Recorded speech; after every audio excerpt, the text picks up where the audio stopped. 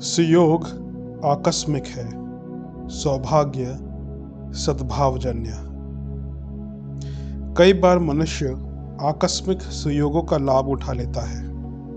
वह विपत्ति से बच निकलता है और अनिष्ट उसे मात्र छू कर निकल जाते हैं। ऐसे घटनाक्रमों को आश्चर्य माना जाता है और सौभाग्य भी।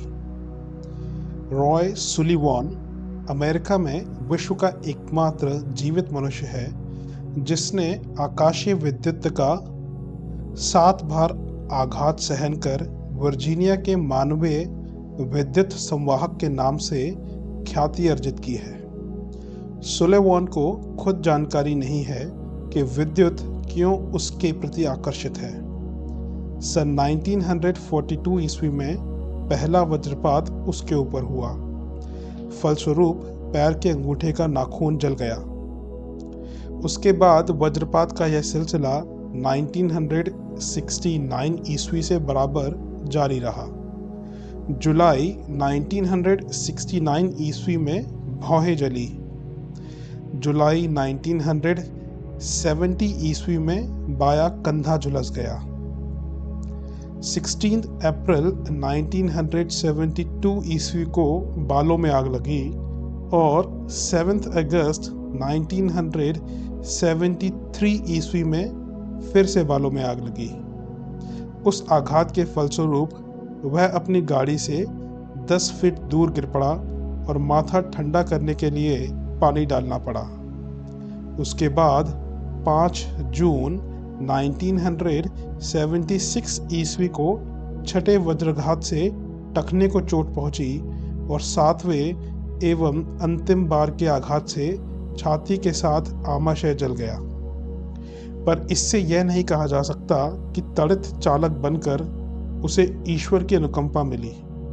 यदि ऐसा हुआ होता तो उसने जो कुछ सोचा होता और बचे हुए जीवन को ऐसे परमार्थ प्रयोजनों में लगाया होता जिसकी सर्वत्र सराहना होती, कितनों को ही प्रेरणा मिलती और कई जीवन की सार्थकता अनुभव करते हुए अनुकरणीय मार्ग पर चलते। अपनी सशक्तता का कितने ही व्यक्ति परिचय देते हैं और सिद्ध करते हैं कि वे दूसरों से अधिक सामर्थ्यवान हैं और जो कार्य दूसरे लोग नहीं कर सकते उन्हें वे करने में समर्थ हैं। बेल्जियम के हरक्युलिस जॉन मैसीस ने 7 अप्रैल 1979 ईस्वी को अपने दांतों से हेलीकॉप्टर को ऊंचा उठने से रोक लिया था। मनुष्य बनाम मशीन की इस रस्साकशी में हेलीकॉप्टर का ऊर्ध्व दबाव 675 पाउंड आंका गया था। यह कार्य सर्वसाधारण के लिए असंभव है। दांत जबड़ा हर किसी के इतने मजबूत कहाँ ही होते हैं। जोहान हलिंगर ने 1900 ईस्वी में वियना से पेरिस 871 मील का रास्ता हाथों के बल चलकर तय किया। प्रतिदिन 10 घंटे 1.58 मील की रफ्तार से यात्रा लगभग 55 दिनों में पूरी हुई। लंबी यात्राएं कई करते हैं पर वे रुक रुक कर होती हैं। चलने वाले पैरों के बल चलते हैं और बीच बीच में सुस्ताते रहते हैं। अनवरत इतना श्रम कर पाना हर किसी के लिए कहाँ संभव है। यह सब किया गया शक्ति प्रदर्शन औरों की तुलना में अपने को अधिक मनस्वी और सामर्थ्यवान सिद्ध करने के लिए, पर इतने भर से क्या बना। मनुष्य जैसे दुर्बल प्राणी से प्रतिस्पर्धा में आगे निकल जाना साधारण बात है। अभी शेर, चीते, हिरन, जिराफ, घोड़े जैसे कितने ही प्राणी पड़े हैं जो मनुष्यों में से किसी भी धावक को, एथलीट को पीछे छोड़ने की क्षमता रखते हैं। ओहियो निवासी डॉन कुक ने लगभग 17,500 इटली नस्ल वाली मधुमक्खी की दाढ़ी उगाई है। इस दाढ़ी की लंबाई गलमुच्छा से कमर तक 17 इंच है। रानी मधुमक्खी को थोड़ी में चिपकाए रखने के फलस्वरूप अन्य मधुमक्खियां रानी मधुमक्खी तक पहुंचने के प्रयास में एक दूसरे से चिपककर इस अद्वितीय दाढ़ी का निर्माण करती हैं। इस व्यक्ति का जिक्र गिनीज बुक में विस्तार से हुआ है। यह अच्छा खासा कौतुक है। उस मनुष्य को सोते जागते हर समय ध्यान रखना होता है कि कहीं कोई मक्खी करवट बदलते, नहाते व कपड़े बदलने में कष्ट ना पाए, उड़ ना जाए। इस सतर्कता को सराहा जा सकता है, किंतु यह नहीं कहा जा सकता कि उसने अपने में मानवोचित सद्गुण बढ़ाए और किसी की कोमल भावनाओं को आघात नहीं लगने दिया। प्रदर्शन को लोग महत्व देते हैं, अपनी सतर्कता का प्रमाण भी प्रस्तुत करते हैं, पर ध्यान इस ओर नहीं देते कि व्यक्तित्व को जिन सत्प्रवृत्तियों के आधार पर महान बनाया जा सकता है, उनका अभिवर्धन और पोषण करें। मनुष्यों में से कई लंबे भी होते हैं और भारी भी। उनकी अपने साथ तुलना करके कोई साधारण व्यक्ति हंसते मुस्कुराते इतना भर कह सकता है कि वे स्वर्ग तक पहुंचने के लिए प्रयत्न कर रहे हैं या पर्वत के छोटे भाई बनने का सुयोग प्राप्त कर रहे हैं। संसार में इस बढ़े हुए स्तर के कितने ही मनुष्य हैं।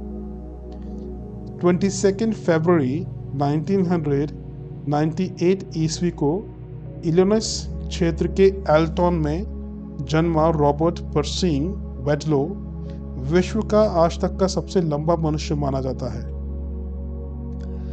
22.4 साल में उसने लगभग 8 फीट 11 इंच की लंबाई प्राप्त कर ली थी।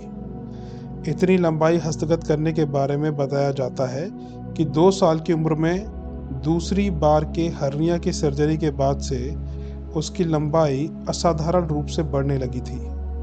संभवतः उसे पिट्यूटरी हार्मोन्स में कहीं न्यूनाधिकता आ गई होगी। मात्र मर्द ही नहीं, महिलाओं ने भी इस क्षेत्र में प्रतिद्वंद्विता की है।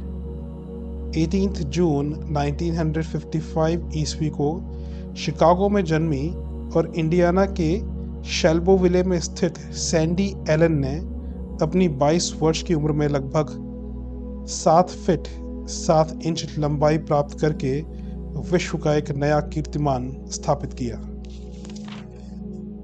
लंबाई के बाद वजन का सुयोग आता है। कई व्यक्ति असाधारण रूप से भारी होते हैं और कई मनुष्यों के बराबर मांस का बोझ अपने ऊपर लादे फिरते हैं। चिकित्सकों द्वारा तौल किया गया वजन सम्राट का श्रेय सन 1926 ईस्वी में मैंटिसोलो, मिसौरी में जन्मे रॉबर्ट अर्ल रिजोस को मिलता है। फरवरी 1958 ईस्वी में 1609 पाउंड के अपने वजन से उसने विश्व को चकाचौंध कर दिया था। इतना वजन लाद कर भी वह वर्षों जिया। महज एक अजूबा भर बना रहा। वह किसी के काम क्या आता। उसे करवट दिलाने के लिए 8 व्यक्तियों की आवश्यकता पड़ती थी। सर्वाधिक वजनदार जुड़वा बच्चों का श्रेय 7 दिसंबर 1946 ईस्वी को जन्मे नॉर्थ कैरोलिना के हैंडरसन विले में स्थित बिली और बेनी मैग्वेयर को मिला है। नवंबर 1978 ईस्वी में दोनों का वजन क्रमशः 743 पाउंड तथा 723 पाउंड के साथ कमर का घेरा 84 इंच था। ये उपलब्धियां आश्चर्यजनक हो सकती हैं, पर अभिनंदनीय नहीं, गौरवशाली भी नहीं। कई व्यक्ति धनवान होते हैं। सामान्य लोगों की तुलना में उनका वैभव अनेक गुना अधिक होता है, पर इससे किसी की गरिमा कहाँ बढ़ती है। बहुत संग्रह होना या बलिष्ठता, लंबाई ऊंचाई की दृष्टि से बड़ा होना मनुष्य का गौरव नहीं है। विशिष्टता इसमें है कि जो कुछ भी न्यूनाधिक मात्रा में मिला है उसका श्रेष्ठतम उपयोग किया जाए। उसे पुण्य परमार्थ स्तर के ऐसे कामों में लगाया जाए जिससे पिछड़े लोग सहारा प्राप्त कर सकें और उठते लोग अपने लिए प्रेरणाप्रद मार्गदर्शन प्राप्त कर सकें। बड़प्पन का वैभव नहीं, महानता का अवलंबन ही ऐसा मार्ग है जिसके सहारे व्यक्ति ऊंचा, अग्रणी और महान कहलाया जा सकता है।